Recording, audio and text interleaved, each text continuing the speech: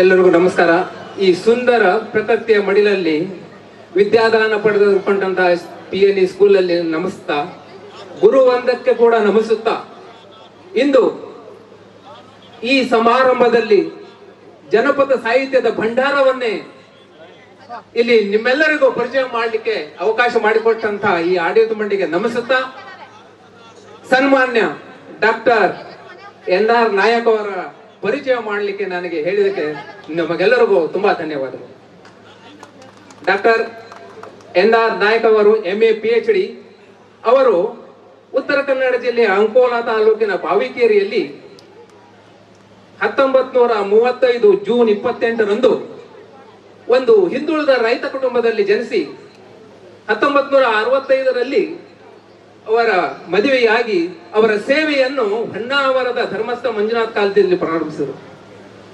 ಸನ್ಮಾನ್ಯರು 88 ವರ್ಷದ ವಯೋಮಿತಿಯಲ್ಲಿ ಕೂಡ ಅತಿ ನಳಿಸುತ್ತಾ ಯುವಕರಂತೆ ಕಂಟಿನ್ಯೂಸ್ ಆಗಿ ಇಲ್ಲಿ ಕೂತ್ಕೊಂಡಿದ್ದು ನೋಡಿದರೆ ನಾವೆಲ್ಲರೂ ಇದಕ್ಕೆ ತಲೆಬಾಗಲೇಬೇಕು.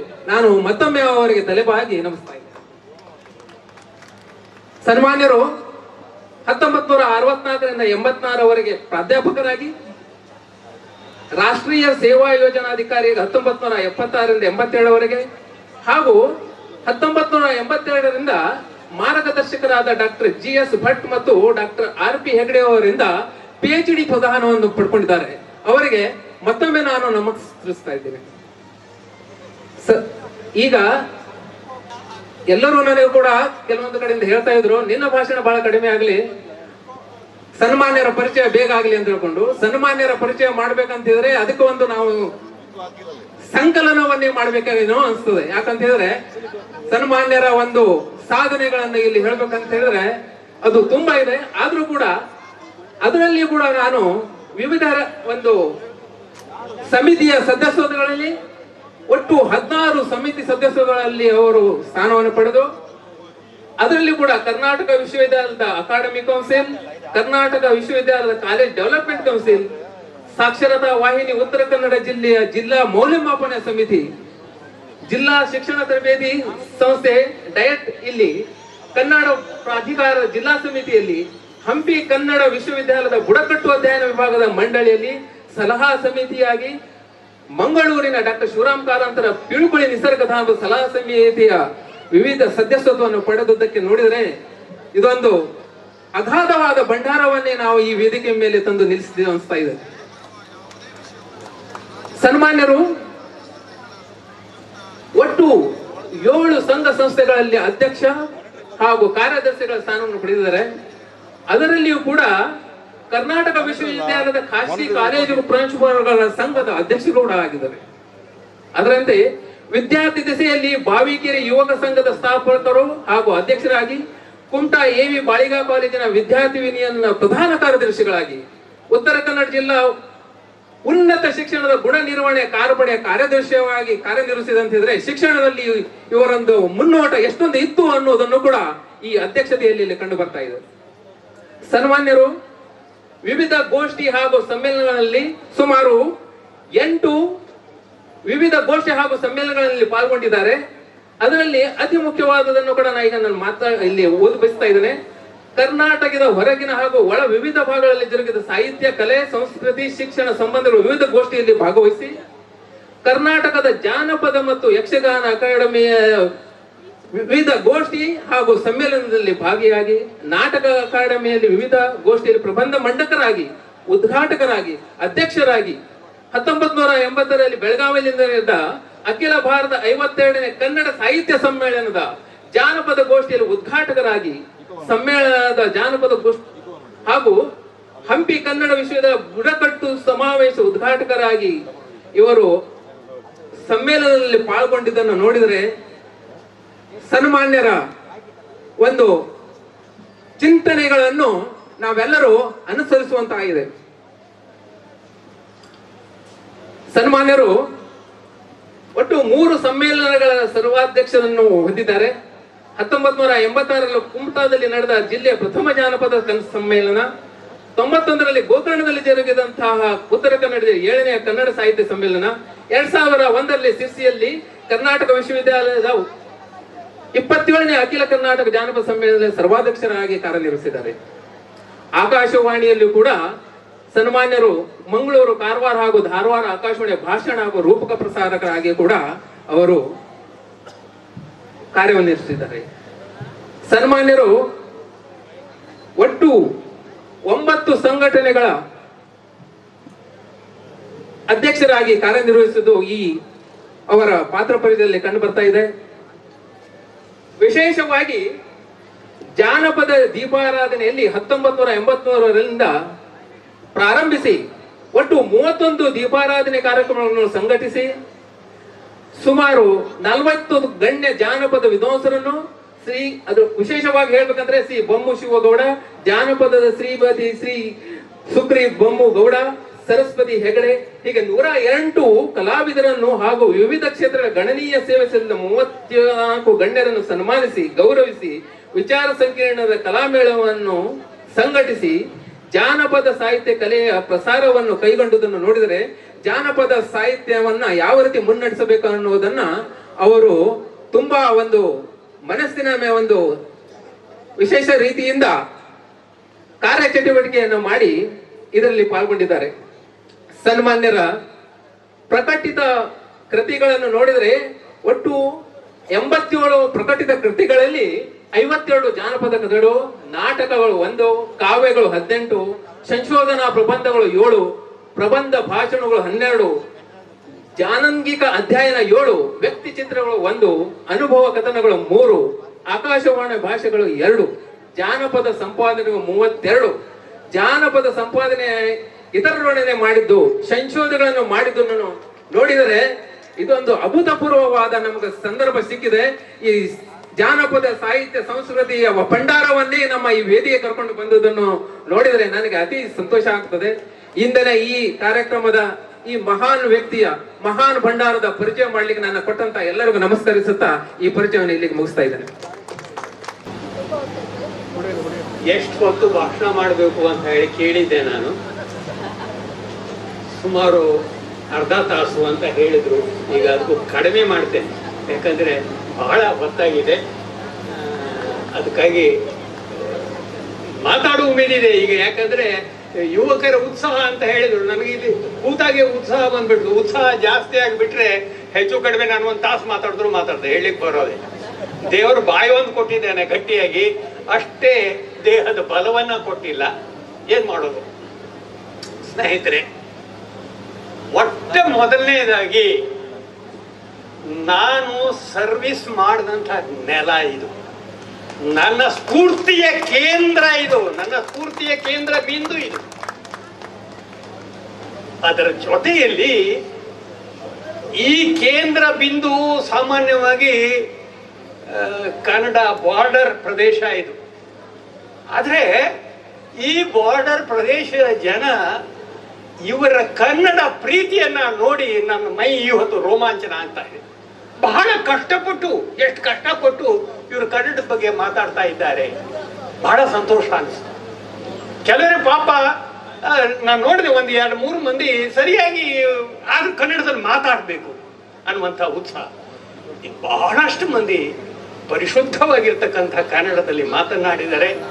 ಅದಕ್ಕೆ ನಾನು ಶ್ರೀಮತಿ ಉಷಾ ಕೇಣಿಯವರಿಗೆ ನನ್ನ ಧನ್ಯವಾದಗಳು. ನಾನಿಲ್ಲಿಗೆ ಬಂದದ್ದು NM ಕಾಮತ್ರು, ನಮ್ಮ ಊರಿನವರು, ಅಂಕೋಲಾದವರು. ಅವರು ಅವಾಗ ನಾನು BA ಮುಗಿದಿಲ್ಲ.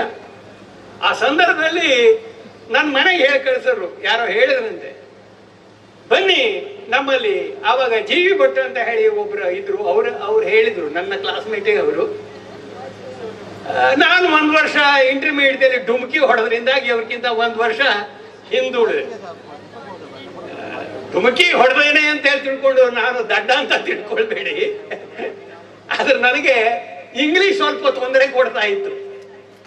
ಇಂಗ್ಲಿಷ್ ಕಂಡ್ರೆ ನನಗೆ ಒಂದ್ ರೀತಿ ಮೈ ಉರಿ ಬರುತ್ತೆ. ನನ್ನ ಆಯುಷ್ಯದ ಅರ್ಧ ಪಾಲನ್ನ ನಾನು ಇಂಗ್ಲಿಷ್ ಕಲೀಲಿಕ್ಕೆ ಹಾಳು ಮಾಡದೆ. ಅದಕ್ಕೆ ತುಂಬಾ ಚಿಂತೆ ಆಗ್ತಾ ಇದೆ ನನಗೆ.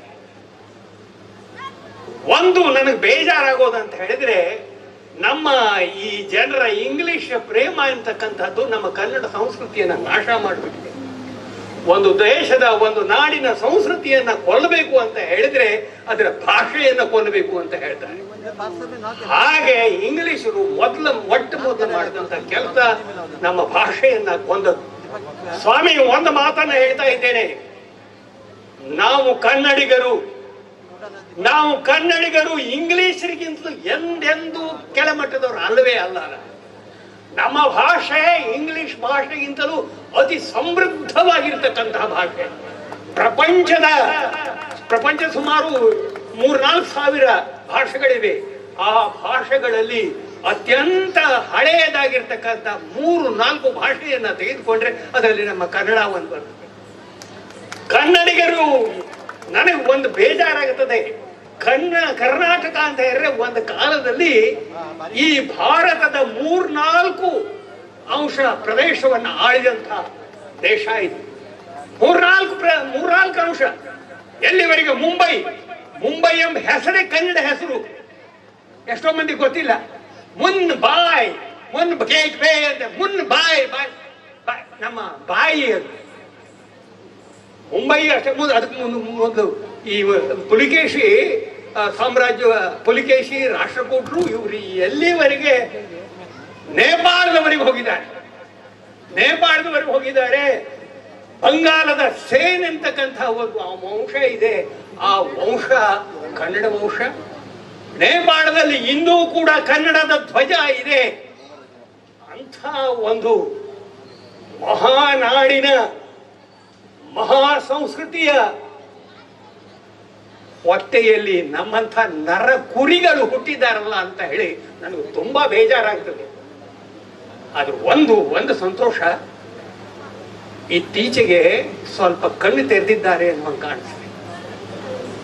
ಭಾಷಾವಾರ ಪ್ರಾಂತ ಆಯ್ತಲ್ಲ, ಭಾಷಾವಾರ ಪ್ರಾಂತ ಹೆಸರಿಗೆ ಮಾತ್ರ ಭಾಷಾವಾರ ಪ್ರಾಂತ ಆದದ್ದು. ಆದರೆ ಇದರಲ್ಲಿ ಹೆಸರಿಗೆ ಅಷ್ಟೇ ಇತ್ತು. ಆದರೆ ಈಗ ಇತ್ತೀಚಿನ 1-2 ವರ್ಷಗಳಲ್ಲಿ ಕನ್ನಡದ ಬಗ್ಗೆ ಹೆಚ್ಚಿನ ಆಸಕ್ತಿಯನ್ನ ತೋರಿಸುವುದನ್ನು ನಾನು ಕಂಡುಕೊಂಡಿದ್ದೇನೆ. ಆದರೂ 100ಕ್ಕೆ 100 ಇನ್ನೂ ಇಂಪ್ಲಿಮೆಂಟ್ ಆಗಿಲ್ಲ. ಅದು ಆಗಬೇಕು. ಆ ರೀತಿಯಲ್ಲಿ ನಾವು ಪ್ರಯತ್ನ ಮಾಡಬೇಕು. ನಾವು ಅದನ್ನು ಮಾಡದೇ ಇದ್ರೆ ನಾವು ಸುಮ್ಮನೆ ಇರಬಾರ್ದು. ಪ್ರಸಂಗ ಬಂದ್ರೆ ರಾಜ ಮುಕುಟಗಳು ಉರುಳು ಹೋದುವಂತವೆ. ಯಾವ ಮುಕುಟ, ಯಾವ ರಾಜಕೀಯ ಶಕ್ತಿಯು ಕೂಡ ನಮ್ಮ ಕಾಲಡಿಯಲ್ಲಿ ಹೋದ್ರ ಜೊತೆ ಕನ್ನಡದಲ್ಲಿ ನಾವು ಇಟ್ಕೊಳ್ಬೇಕಾಗಿರ್ತಕ್ಕಂಥ ಪ್ರೇಮವನ್ನ ಯಾವ ಕಾಲಕ್ಕೂ ನಾವು ಬಿಡುಕೋದು. ಅದಕ್ಕಾಗಿ ನಾನು ಹೇಳೋದು, ಹೀಗೆ ಮಾಡ್ತಾ ಇದ್ದಾರೆ, ಬಹಳ ಸಂತೋಷ. ಈಗಿನ ಸರ್ಕಾರದವರು ಕೂಡ ಇತ್ತೀಚೆಗೆ ಇದನ್ನ ಪ್ರಕಟಣೆಯನ್ನು ಕೂಡ ಹೊರಡಿಸಿದ್ದಾರೆ. ಅದಕ್ಕಾಗಿ ಅವರಿಗೆ ನಾನು ಆಭಾರಿ. ಆದರೆ ಅದನ್ನ ಇಂಪ್ಲಿಮೆಂಟ್ ಮಾಡ್ತಕ್ಕಂಥ ನಮ್ಮ ಜನರಲ್ಲಿ ನಾನು ಹೆಚ್ಚಿಗೆ ಗುಮಾನಿಯಿಂದ ನೋಡುದು ನಿಮ್ಮಂತ ಸುಶಿಕ್ಷಿತ ಜನರನ್ನ ಮಾತ್ರ. ನಮ್ಮ ಕನ್ನಡವನ್ನ ಉಳಿಸಿದವರು ಸುಶಿಕ್ಷಿತರಲ್ಲ ಸ್ವಾಮಿ. ನಾವು ಕನ್ನಡವನ್ನ ಕೊಂದಂತವರು, ಕನ್ನಡವನ್ನ ಉಳಿಸಿದವರು ಅಂತ ಹೇಳಿದ್ರೆ ಜನಸಾಮಾನ್ಯರು, ನಮ್ಮ ಜಾನಪದರು, ಶುಕುರಿ ಅಂತವರು, ಬೊಮ್ಮಿ ಅಂತವರು, ನಾಗುಗೌಡ್ನಂತವರು. ನಾವು ಸುಶಿಕ್ಷಿತರು. ಯಾರು ಆಡಳಿತಕ್ಕೆ ಬರ್ತಾರೋ ಅವರ ಬೆನ್ನಿಗೆ ಹೋದು, ಅವರ ಹಿಂಬಾಲಕರಾದ್ರು, ಅವರ ಬಾಲಂಗೋಜಿಗಳಾದ್ರು, ಅವ್ರ ಬಾಲ ಹಿಡ್ಕೊಂಡು ಅವ್ರ ಬಾಲ ಆಡಿಸ್ದಂಗೆ ನಾವು ಕೂಡ ಕುಣಿಲಿಕ್ಕೆ, ಎಲ್ಲಿವರೆಗೆ ಈ ಅನ್ಯರನ್ನ ಅನುಕರಿಸ್ತಕ್ಕಂಥ ಪ್ರವೃತ್ತಿ ನಮ್ಮಲ್ಲಿ ಇರುತ್ತದೆಯೋ ಅಲ್ಲಿಯವರೆಗೆ ನಮ್ಮ ಉದ್ಧಾರ ಇರಲಿ. ಕನ್ನಡ ಮಾತಾಡಿದ ತಕ್ಷಣದಲ್ಲಿ ನನಗೆ ಒಂದು ರೀತಿ ಮೈ ಮೇಲೆ ಭಾರ ಬರೋದು ಹೇಳ್ತಾರೆ ನಮ್ಮಲ್ಲಿ. ಭಗವತಿ ಭಾರ ಪಂಪನಲ್ಲಿ ಬರ್ತಾರೆ, ಭಗವತಿ ಭಾರ ಅಂತ ಹೇಳಿ.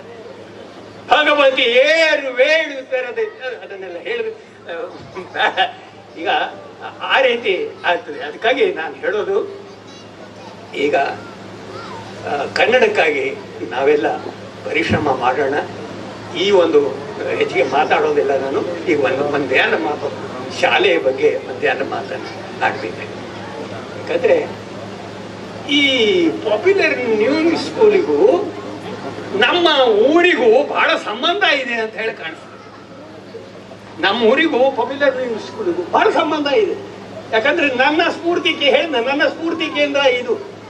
ಇಲ್ಲಿಂದಲೇ ಕೊನೆ ನನಗೆ ಇಂದು ನೆನಪಿದೆ, ನಮ್ಮ NM ಕಾಮತರು ನಾನು ಇಲ್ಲಿ BA ಮುಗಿಸಿ ಹೋಗ್ಬೇಕಾದ್ರೆ, ಯಾಕಂದ್ರೆ ನಾನು ಇಲ್ಲಿ ಬಹಳ ಪಾಪ್ಯುಲರ್ ಶಿಕ್ಷಕನಾಗಿದ್ದೆ. ನಾನಿಲ್ಲಿ ಕಲಿಸಿದ್ದು, ನನಗೆ ಇಂಗ್ಲಿಷ್ ಸರಿಯಾಗಿ ಬರ್ದಿದ್ರು ಕೂಡ ಬಹಳ ಕಷ್ಟಪಟ್ಕೊಂಡು ಇಂಗ್ಲಿಷು ಕಲಿಸಿದ್ದೇನೆ. ಇಲ್ಲಿ ನಾನು ಇಂಗ್ಲಿಷ್ ಕಲಿಸಿದ್ದೇನೆ, ಸಂಸ್ಕೃತ ಕಲಿಸಿದ್ದೇನೆ, ಕನ್ನಡ ಕಲಿಸಿದ್ದೇನೆ. ಆದರೆ ನಾನು ಇಂಗ್ಲಿಷ್ ಮತ್ತು ಸಂಸ್ಕೃತ ಶಿಕ್ಷಕ ಅಂತ ಹೇಳಿ ಕನ್ನಡ ಶಿಕ್ಷಕಕ್ಕಿಂತಲೂ ಹೆಚ್ಚಿಗೆ ಹೆಸರು ಮಾಡಿದ್ದೇನೆ. ಬಹಳ ಸಂತೋಷ ಅಂತ ಹೇಳಿದ್ರೆ, ಇಲ್ಲಿ ಅದು ನನಗೆ ಸರಿ ಇಂಗ್ಲಿಷ್ ಬರೋದಿಲ್ಲ, ನಾನು ಇಂಗ್ಲಿಷು ನನಗೆ ಸರಿಯಾಗಿ ತಿಳಿಯೋದಿಲ್ಲ. ಮತ್ತು ತಿಳಿದ್ರೂ ಕೂಡ ಅದನ್ನು ಇತ್ತೀಚೆಗೆ ನಾನು ಮರಿತಾ ಇದ್ದೇನೆ. ಹೋಗ್ಲಿ, ಅದು ಬೇಡ, ಅದ್ರ ಕಾಟ ಬೇಡ. ಮತ್ತು ಯಾಕಂದ್ರೆ ಕೆಲವು ಕಾಲ ಪ್ರಿನ್ಸಿಪಾಲ್ ಆದಂತಹ ಸಂದರ್ಭದಲ್ಲಿ ಉಪಾಯ ಇಲ್ಲದೆ ಮತ್ತೆ ಇಂಗ್ಲಿಷಿಗೆ ಹೋಗುವಂತ ಪರಿಸ್ಥಿತಿ ಬಂದಿತ್ತು. ಅದನ್ನು ಕೂಡ, ಆದ್ರೆ ನಾನು ಕಾಲೇಜ್ನೆಲ್ಲ ಮಾಡಿದ ಕೆಲಸ ಅಂತ ಹೇಳಿದ್ರೆ ಇಂಗ್ಲಿಷ್ ಎಲ್ಲ ಮರಿಸಿಬಿಟ್ಟಿದ್ದೇನೆ. ಅವರಿಗೆ ಮರಿಸಿ ಎಲ್ಲ ಏನು ಸರ್ಕಿಲರು ಎಲ್ಲ ಕನ್ನಡದಲ್ಲಿ, ಕಾಲೇಜ್ ಹೆಸರು ಕೂಡ ಕನ್ನಡದಲ್ಲಿ ಬರೀಸ್ತೆ. ಆವಾಗ ಇಂಗ್ಲಿಷ್ನಲ್ಲಿ ಬರೀಸ್ಬೇಕು ಅಂತ ನಾನು ಪ್ರಿನ್ಸಿಪಾಲ್ ಆದ ಮೊದಲನೇ ದಿವಸ ಮಾಡಿದ್ದು, ಇವರನ್ನು ಕರೆದು ಮೊದಲು ಆ ಇಂಗ್ಲಿಷ್ ಹೆಡ್ ತೆಗೆದು ಬಿಡಿ. ಅವಾಗ ಕಂಪಲ್ಸರಿ ಮೊದಲು ಅದಕ್ಕಿಲ್ಲ ಸರ್, ಮ್ಯಾನೇಜ್ಮೆಂಟ್ ಇರ್ತಾರೆ, ನಾನು ಪ್ರಿನ್ಸಿಪಾಲ್ ಹೇಳ್ತೇನೆ ನಾನು ಮಾಡಿ ಅಂತ ಮೊದಲನೇ ದಿವಸ ನಾನು ಚೇಂಜ್ ಮಾಡ್ತೀನಿ. ಯಾಕಂದ್ರೆ ನಾವು ಆ ರೀತಿಯಾಗಿ, ಯಾಕಂದ್ರೆ ನಮ್ಮಲ್ಲಿ ಆ ರೀತಿಯ ಒಂದು ಕನ್ನಡದ ಒಂದು ಅಭಿಮಾನ ನಮಗೆ ಇಲ್ಲದೆ ಇದ್ರೆ ಕನ್ನಡವನ್ನು ಕಟ್ಟಲಿಕ್ಕೆ ಆಗೋದಿಲ್ಲ. ಕನ್ನಡ ಕಟ್ಟಲಿಕ್ಕೆ ನಿಮ್ಮಂತಹ ಕಟ್ಟಾಳುಗಳು ಬೇಕು. ನಾವು ನಮ್ಮ ಇದರಲ್ಲಿ ಕಪ್ಪೆ ಅರಭಟನ ಸ್ತುತಿ ಅಂತ ಒಂದು ಮಾತು ಬರ್ತದೆ. ಕಪ್ಪೆ ಅರಭಟನ್ ಶಿಷ್ಟ ಜನ ಪ್ರಿಯನ್ ಮಾಧವನೀತನ್ ಪೆರನಲ್ಲ, ಕಲಿಗೆ ಕಲಿ, ಸಾಧುಗೆ ಸಾಧು, ಸಾಧುಗೆ ಸಾಧು, ಇದು ಕಲಿಯುಗ ವಿಪರೀತನ್, ಇದು ಮಾಧವನೀತನ್ ಪೆರನಲ್ಲ ಇತ್ಯಾದಿ ಏನೋ ಬರ್ತದೆ. ಅಂತ ಒಂದು ಸಂಸ್ಕೃತಿಯಿಂದ ಬಂದವಂತರು ನಾವು. ಅದಕ್ಕೆ ಪ್ರಯತ್ನ ಮಾಡೋಣ. ಈ ಇದರಲ್ಲಿ ನಮ್ಮ ಈ ಜಂಡ್ಯ ಹೈಸ್ಕೂಲ್ನಲ್ಲಿ ನಾನು ಬಂದೆ, ನನ್ನ ಸ್ಫೂರ್ತಿಯ ಸೆಲೆ ಇದಾಯಿತು. ಆನಂತರ ನನ್ನ ಅಕ್ಕನ ಮಗಳು ಕೂಡ ಇಲ್ಲಿ ಶಿಕ್ಷಕಿ ಪಿಠಾಬಾಯಿ ಅಂತ ಹೇಳಿ ಮೊನ್ನೆ ಆಕೆ ಹೇಳಿದ್ದು, ನಾನು ಇಲ್ಲಿ ಬರ್ತೇನೆ ಅಂತ ಹೇಳ್ತಾ ಹೇಳಲ್ಲಿ, ಮಾವ ನಾನು ನಿಮ್ಮ ಜೊತೆಯಲ್ಲೇ ಬರ್ತೇನೆ ಅಂತ ಹೇಳಿ. ದುರ್ದೈವ, ಆಕೆ ಒಂದು ತಿಂಗಳ ಹಿಂದೆ ತೀರ್ಪು ಬಹಳ ಹಿಂದೆ. ಆನಂತರ ಉಷಾ ಕೇಣಿಯವ್ರ ಬಗ್ಗೆ, ಅವ್ರ ತಂದೆಯವರು ನನ್ನ ಬಹಳ ಸ್ನೇಹಿತರು. ಅವ್ರ ತಂದೆ ಅವರ ಮಾರುತಿ ಅಂತ ಹೇಳ್ಕೊಂಡು ಇನ್ನೊಬ್ರ ಇದ್ರು, ಅವರ ನಮ್ಮ ಸಮಕಾಲೀನರು. ಆನಂತರ ಇನ್ನೊಬ್ರು ಪಾಟೀಲ್ ಅಂತ ಹೇಳ್ಕೊಂಡು ಅವರು ಡಾಕ್ಟರ್ ಇದ್ದಾರೆ ಕೇಣಿಯಲ್ಲಿ. ನನ್ನ ಮಗನ ಜೀವ ಉಳಿಸಂತವ್ರು, ಅವ್ರು ನನಗೆ ಇನ್ನೂ ನೆನಪಾಗ್ತದೆ, ನನ್ನ ಮಗನ ಜೀವ ಉಳಿಸಂತ. ಕೊನೆಗೆ ಅವರು ಕೊಟ್ಟಂತಹ ಇಂಜೆಕ್ಷನ್ದ ಒಂದು ಪ್ರಭಾವದಿಂದಾಗಿ ನನ್ನ ಮಗ ಬದುಕುಳಿದ ಅಂತ ಹೇಳಿ ಇಲ್ಲಿಯ ಪಿಕ್ಳೆ ಡಾಕ್ಟರ್ SR ಪಿಕ್ಳೆ ಅಂತ ಅಲ್ಲಿ ತಗೊಂಡು ಬಂದಿದ್ದೆ. ಈ ಇಂಜೆಕ್ಷನ್ ಕೊಟ್ಟವ್ರು ಯಾರು? ಆ ಒಂದು ಇಂಜೆಕ್ಷನ್ ನಿಮ್ಮ ಮಗನ ಪ್ರಾಣವನ್ನ ಉಳಿಸಿದೆ. ಅವನು ಶಂಕರ ಕೇಣಿಯ ಮನತನ, ನನಗೆ ಪ್ರಿಯವಾಗಿರ್ತಕ್ಕಂಥ ಮಂಥನ. ಶಂಕರ ಕೇಣಿಯವರು ನನ್ನ ಜೊತೆಯಲ್ಲಿ ನಾಟಕ ಮುಂತಾದವುಗಳನ್ನು, ನನ್ನ ನಾಟಕವನ್ನು ಕೂಡ ಅವರು ಬಹಳ ದೊಡ್ಡ ವ್ಯಕ್ತಿತ್ವ. ಅವರ ಕನ್ನಡ ಪ್ರೇಮ ಪ್ರಶ್ನಾತೀತವಾಗುತ್ತೆ. ದಿನಕರ ದೇಸಾಯಿಯವರು, ನಮ್ಮ ಪಿಗ್ಳೆ ಮಾಸ್ತರು, ಅದರ ಜೊತೆಯಲ್ಲಿ ನಾಡ್ಕರ್ಣಿಯವರು, ಇವರೆಲ್ಲ ಕೂತ್ಕೊಂಡು ಅಲ್ಲಿ ಕನ್ನಡ ಕಟ್ಟುವಂತಹ ಕೆಲಸವನ್ನ ಮಾಡಿದ್ದಾರೆ. ಆ ನೆಲದಿಂದ ಬಂದಂತಹ ಉಷಾ ಕೇಣಿ ಇಲ್ಲಿ ಕನ್ನಡ ಕಟ್ಟುವಂತ ಕೆಲಸವನ್ನ ಮಾಡಿದ್ದಾರೆ. ಮಕ್ಕಳು ಶುದ್ಧವಾಗಿರ್ತಕ್ಕಂಥ ಕನ್ನಡವನ್ನ ಆಡುವಂತೆ ಪ್ರೋತ್ಸಾಹಿಸ್ತಾರೆ. ಅದಕ್ಕಾಗಿ ಅವರಿಗೆ ಕೃತಜ್ಞತೆಯನ್ನು ಸಲ್ಲಿಸ್ತಾ ಇನ್ನು ಹೆಚ್ಚಿಗೆ ಮಾತಾಡೋದೆಲ್ಲ ನಮ್ಮ ಹಬ್ಬವರು ಇಲ್ಲಿಯ ಎಲ್ಲ ಬಹಳ ಅದ್ಭುತವಾಗಿರೋ ಸಮಾರಂಭದ ಬಗ್ಗೆ ನಾನು ಏನು ಹೇಳೋದಿಲ್ಲ. ಹೆಚ್ಚಿಗೆ ಅದ್ಭುತವಾದಂತಹ ಸಮಾರಂಭ. ಅಲ್ಲಿಯ ನಮ್ಮ ಇವರು ಇಲ್ಲಿಯ ಸಂಘಟಕರು, ಅಧ್ಯಕ್ಷರು, ಬೆಣ್ಣೆಕರು ಇವರೆಲ್ಲ ನಮ್ಮ ಮನೆಯವರಿಗೆ ಬಂದು ಅವ್ರು ನನ್ನ ಒಂದು ಆತ್ಮೀಯತೆಯನ್ನು ತೋರಿಸಿದ್ ನೋಡ್ರೆ ನನ್ನ ಮೈ ತುಂಬು ಬರ್ತಾ ಇದೆ. ಅಂಥ ಒಂದು ಒಳ್ಳೆಯ ಶಾಲೆ ಇಡೀ ಇದರಲ್ಲಿ ಕರ್ನಾಟಕದಲ್ಲಿ ಪ್ರಸಿದ್ಧರಾಗಿರ್ತಕ್ಕಂಥ ಅನೇಕಾನೇಕ ವಿದ್ಯಾರ್ಥಿಗಳು ಇದ್ದಾರೆ. ನನ್ನ ವಿದ್ಯಾರ್ಥಿಗಳು ನೆನಪು ಮಾಡಿಕೊಂಡ್ರೆ ನನಗೆ ಇನ್ನೂ ನನಗೆ ಇನ್ನೂ ಒಂದು ಘಟನೆ ನೆನಪಾಗ್ತದೆ. ನಾನು ಶಾಲೆ ಹೋಗ್ಲಿಕ್ಕಾಗೋಗಿದ್ದೆ ಇಲ್ಲಿಂದ. BEdಗೆ ನಾನು ಡೆಪ್ಯುಟೇಷನ್ ಮಾಡಿಸ್ಕೊಂಡು ಹೋಗಿದ್ದೆ ಇಲ್ಲಿಂದ. BEdಗೆ ಹೋದಾಗ ನನಗಲ್ಲಿ BEdಗೆ ಇದಾಗಿ ನನ್ನ ಕಡೆ ಎಮ್ ಎ ಮಾಡಿದೆ. ಎಮ್ ಎ ಮಾಡಿ ಮುಂದೆ ನಾನು ಕಾಲೇಜ್ ಹೋಗುವಂತ ಅದಕ್ಕೆ ನನಗೆ ಡೆಪ್ಯುಟೇಷನ್ ಮಾಡಿ ಮುಂದೆ ಹೋಗ್ಲಿಕ್ಕೆ ಅವಕಾಶವನ್ನ ಎನ್ ಕಾಮತರು ನನಗೆ ಮಾಡಿಕೊಟ್ಟಿದ್ದಾರೆ. ಇಲ್ಲಿಂದ ನಾನು ಸ್ಫೂರ್ತಿಯನ್ನ ತುಂಬಿಕೊಂಡು ಮುಂದೆ ನನ್ನ ಸ್ಫೂರ್ತಿಯ ನೆಲವನ್ನ ನಾನು ಹೊನ್ನಾವರದಲ್ಲಿ ಬೆಳೆಸಿದೆ. ಹೊನ್ನಾವರ ಇಂದು ನನ್ನ ಕಾರ್ಯ ಭೂಮಿ, ಕರ್ಮಭೂಮಿ. ಇಲ್ಲಿ ಒಟ್ಟಿನಲ್ಲಿ ಒಂದು ಸುಂದರವಾಗಿರ್ತಕ್ಕಂಥ ಅದ್ಭುತವಾಗಿತ್ತು. ಸಾಮಾನ್ಯವಾಗಿ ಇವತ್ತು ನಾನು 8 ಗಂಟೆಗೆ ಎದ್ದವ ಮನೆಯಿಂದ, ಈಗ 8:30 ಆಗಿ ಹೋಗಿರ್ಬೇಕು. ಇಷ್ಟು ಹೊತ್ತುವರೆಗೂ ನಾನು ಕುಳಿತೆ. ಇಷ್ಟು ಹೊತ್ತಿನಲ್ಲಿ ನಾನು ಕೂತಿದ್ದೇನೆ ಅಂದ್ರೆ ನನ್ನನ್ನು ನೀವು ಯುವಕನನ್ನಾಗಿ ಮಾಡಿದ್ದೀರಿ.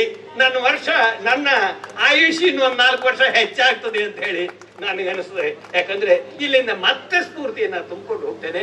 ಎಲ್ಲರಿಗೂ ಶುಭವಾಗಲಿ, ಎಲ್ಲರಿಗೂ ಒಳ್ಳೆಯದಾಗಲಿ ಅಂತ ಹಾರೈಸಿ ಈ ಸಂದರ್ಭದಲ್ಲಿ ನನಗೆ ಅವಕಾಶವನ್ನು ಕಲ್ಪಿಸಿಕೊಟ್ಟಂತಾಗಿ ನಿಮ್ಗೆಲ್ಲರಿಗೂ ನನ್ನ ಕೃತಜ್ಞತೆಯನ್ನು ಸಮರ್ಪಿಸಿ ನನ್ನ ಮಾತುಗಳನ್ನು ಮುಗಿಸ್ತೇ ಇರ್ತೇನೆ.